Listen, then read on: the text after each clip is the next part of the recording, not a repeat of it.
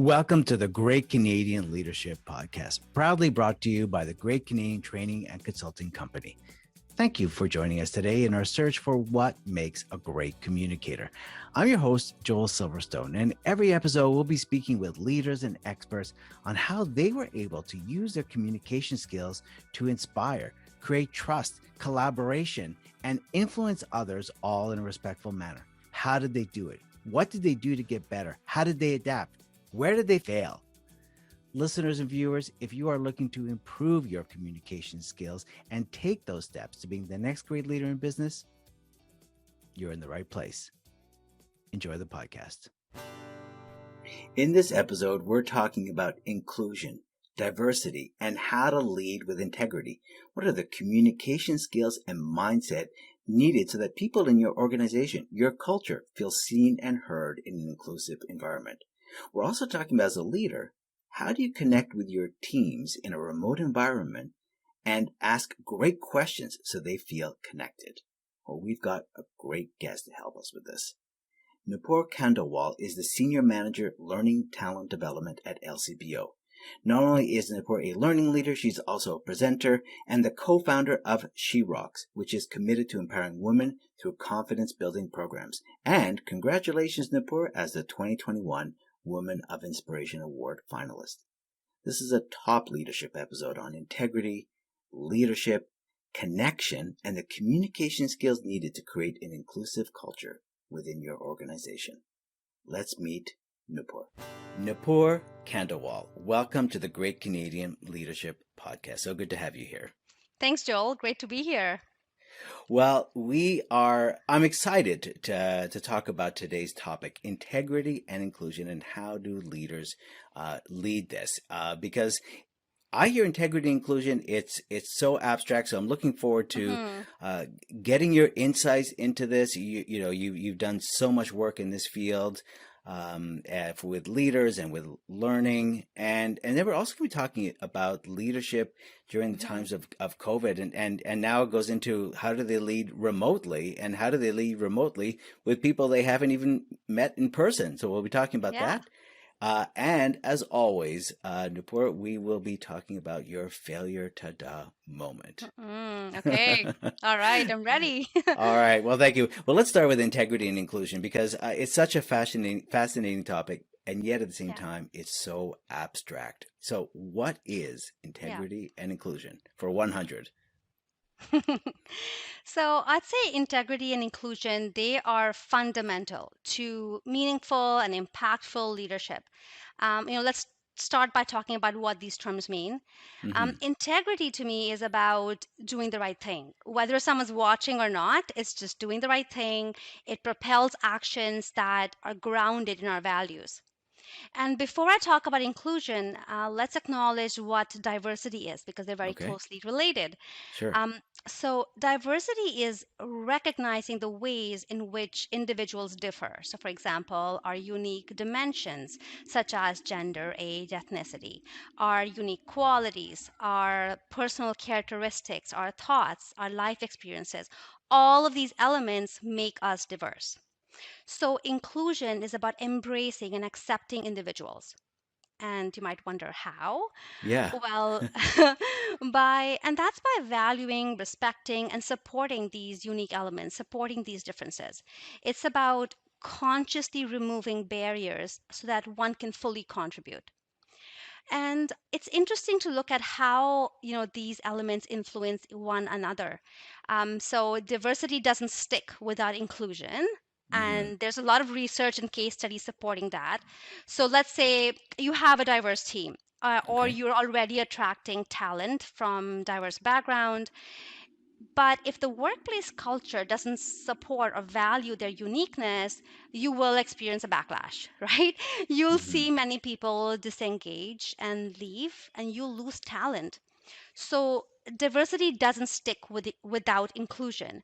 Right. Taking that a step forward, I'd like to say inclusion doesn't stick without integrity, Okay. right? So if leaders don't understand the why, or they don't believe that they're doing the right thing, inclusive practices will not sustain over time.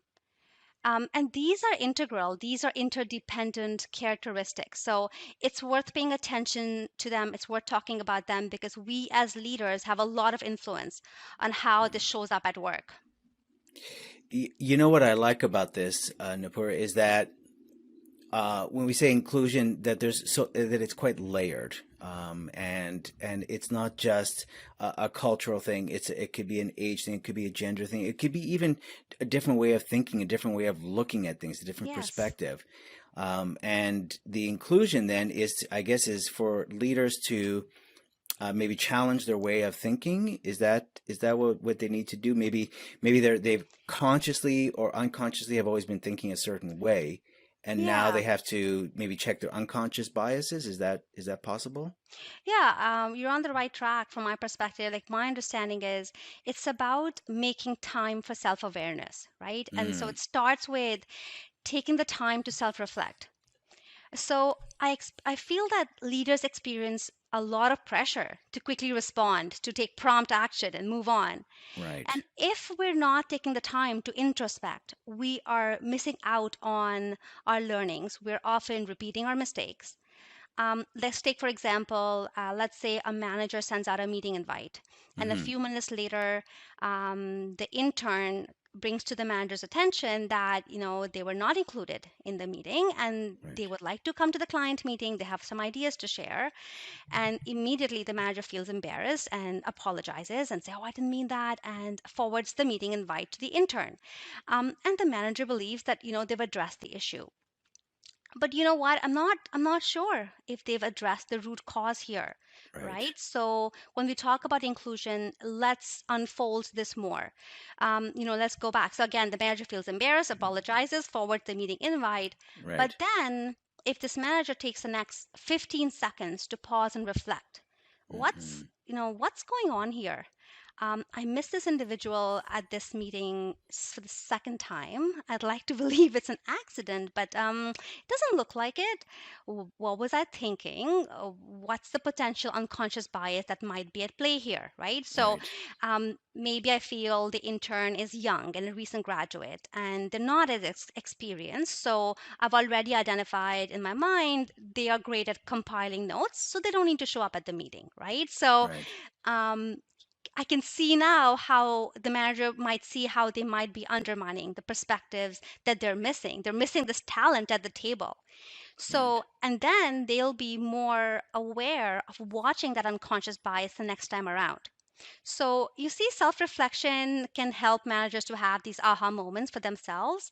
And it's just about spending a few seconds to acknowledge their blind spots and be Yeah. aware. And then over time, it becomes part of your muscle memory. Like, I think leaders do experience seeing change in their behavior. And that's what we're trying to get to, is Right. changing the behavior to be an inclusive leader. Changing the behavior has an effect on the culture. Obviously, is what you're saying when this happens. Yeah, yeah. And when we talk about behaviors, I also find that managers feel sometimes leaders feel very uptight. They don't want to Ah, say the wrong thing. What right. if I don't worry too much about always being politically correct? All right, Nupur, I So, think you just said what everybody's thinking, which is I want to be more inclusive. yeah, how? I do. And then that conversation with the intern as an example, how do I have that potentially an awkward conversation in my mind as the leader? Right, What feels right. awkward? Yeah, and I have been in those situations. Hmm. And what I find is give yourself permission to get over your hesitation. Don't be so Mm, stuck up on always being politically correct. hmm. So, as long as you intend to do the right thing, see, it's the Right, intention, you can right, step out of line. That's where integrity comes in. Your intention is to do the right thing. You can ask for clarity. You right. can hear what they have to say. You can observe. So I'll share another example that comes to mind. A few years ago, I was working as a customer service representative at a retail store. Okay. And I was having difficulty communicating with this customer. So I went up to my manager and I said, this customer, he doesn't seem to understand me. And after trying to paraphrase the situation like over and over again, I finally said, Look, I think they can't hear. Maybe they're deaf. Okay. Is that okay to say? Because I don't want to Right. offend anyone. I don't want to use the right language. I don't know how to say. And my manager's like, chill, like, just Right. relax. Yeah. First of all, I'm glad you opened up.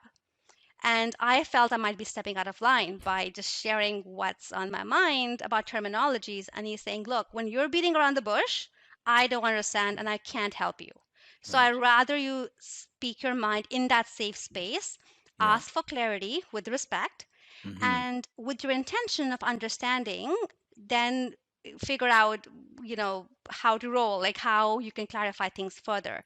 So what I learned was that it's okay to say that people with hearing loss are deaf, depending on the situation. On the contrary, hearing impaired is not a term, that is a collective noun. That's a medical condition. So I Mhm. learned this because I had that conversation.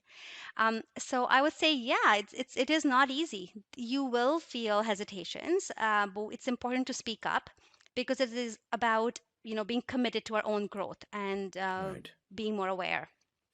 Yeah, if you don't speak up, then everyone's just finishing the story in their heads, Right. and that other person's not really sure how you're feeling. And as the leader, I think, as you said, is that if your intention is right, it doesn't have to be perfect. What's going to come out?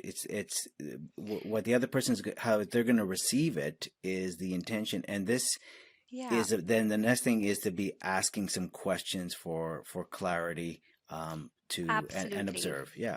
Okay. Yeah, and when you don't speak up, you're also condoning that behavior, right? By Right. staying silent in many contexts, you're implying that it's okay or maybe it's not so important to pay attention to. So that's the other thing. Leaders have a lot Right. of influence. You walk into a door, you show up at a meeting, simply by your presence, you have a lot of influence. So be aware of that. And staying in silence is, even now that you're saying that, it makes me think about fight or flight mode, where when we go into Yeah. that silence, it's not because we're listening. We go into silence because our stress level is very high, and we've gone into Yes. that silent mode to avoid. Yes, and also, sometimes we go into the silent mode because we start blaming ourselves. So, for Mm, example, sometimes we are so hard on ourselves, right. especially if you were to make a mistake. In that moment, the language in your head is, oh, that makes me a bad person. Like you automatically start blaming yourself. Right. And that doesn't help. It doesn't help with learning or changing behavior.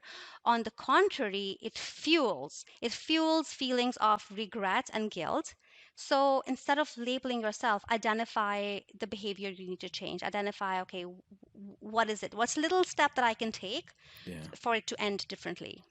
Yeah, it's it literally is what they call like a shame spiral that you sort of get Yeah. into. It just keeps going round and round and round in the conversation in your head.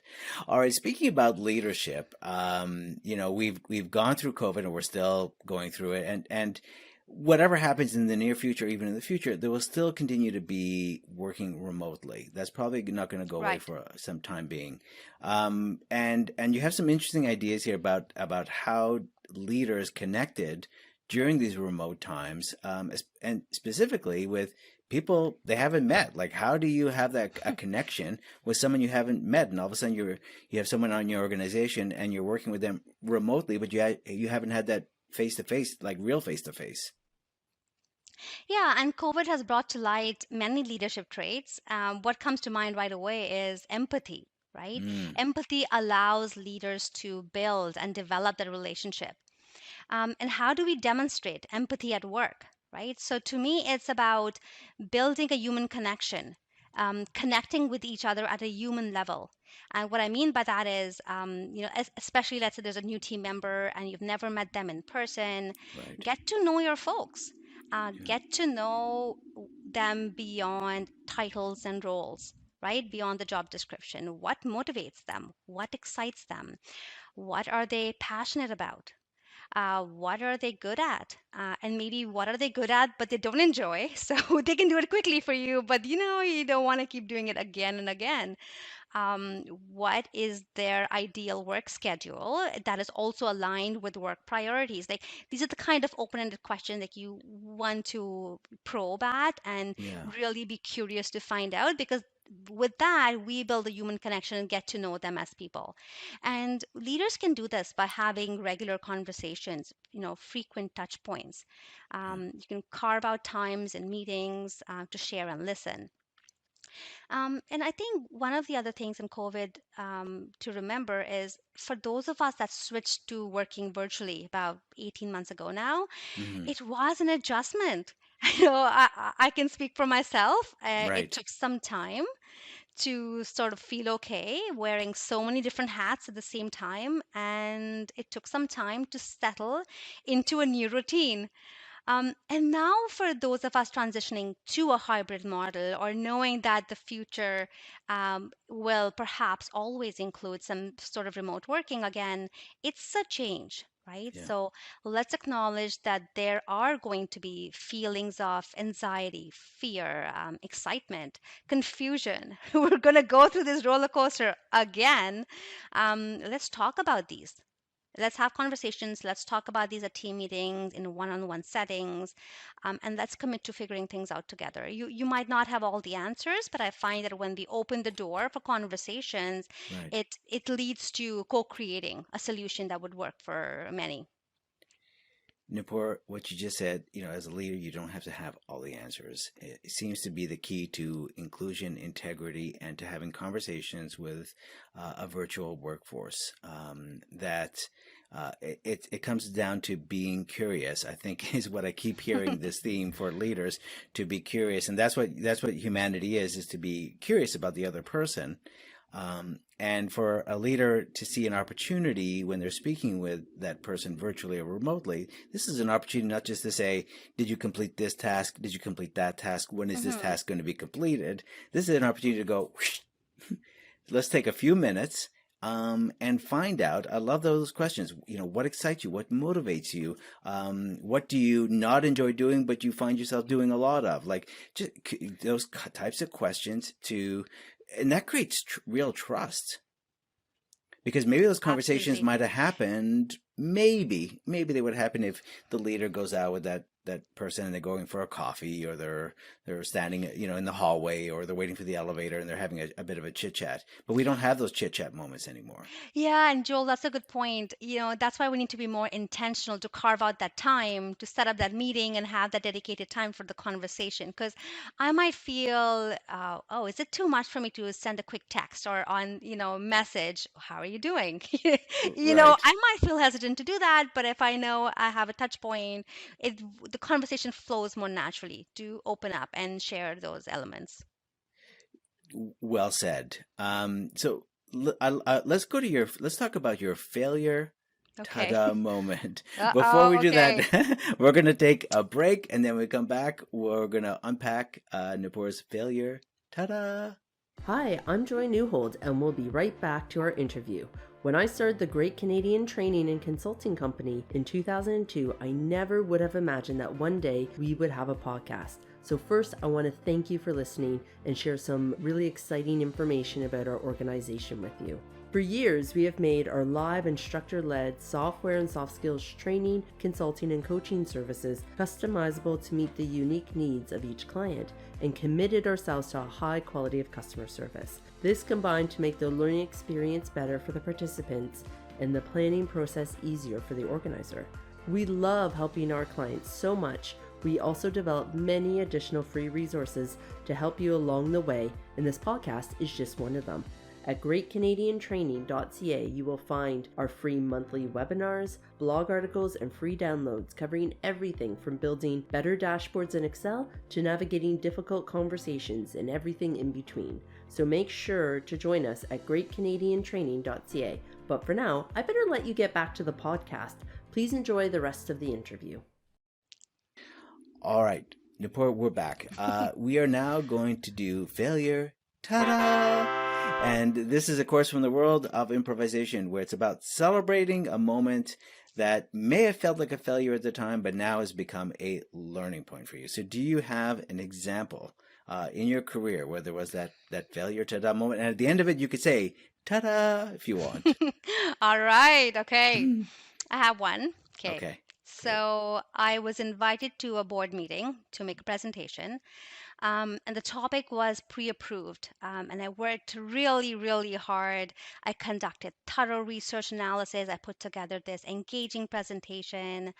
I felt ready. I was confident. And then I walked into this boardroom. I queued up my presentation, and I'm ready to, start talking. When the chairperson said, "You know what? We've changed our mind. Oh, I know it's a short notice, but we really want to talk about ABC instead." And then I clenched. I was taken aback. I clenched my right, fists, and I'm trying to keep myself calm externally, but right. inside me, Joel, my head's blowing up. Like, are you kidding Sure. me? Are you kidding me Yeah. right now? You Come changed your on. Yeah. mind. You changed your mind. That's it. Like, that's not fair. I have worked so hard on this. I'm ready to show you something that you will find helpful. So inside, like, I'm not in a very happy place, and I'm Right. trying to come up with what can I say to influence them so I can still go through my next 15 slides. And Right. at that moment, another executive at the table just leaned in, and I think he picked up on my body language. He leaned in and said, "Look, Nupur, we value your input and your feedback. And here is something that just came up, and this is a burning platform right now at this time. So you have a lot of credibility. We'd love to hear your candid thoughts." Nice. Right? And I would say that's like ta-da, because I didn't expect that. I Right. was kind of blaming them for, what do you mean you changed your mind? So my two learnings from this, one is it's not about me, right? It's Mm, about the audience. The recipient decides what's relevant to them. right. And to be an effective leader, to be an effective communicator, it is important that I'm open to adjusting my approach as opposed to pushing forward my agenda. Right. And my second takeaway was unplanned, impromptu, just in time conversations. They can be daunting, but Yeah. they're also a great platform for our authenticity to shine, right? And so I did. I opened up, I shared my thoughts. I sat with them at the table, and we discussed about their ABC topic. And I was met with a round of applause and an immense Mm. gratitude for opening up. So it's something I've often, like, I've remembered since then. Yeah, I mean, well, first, public speaking is everyone's number one fear.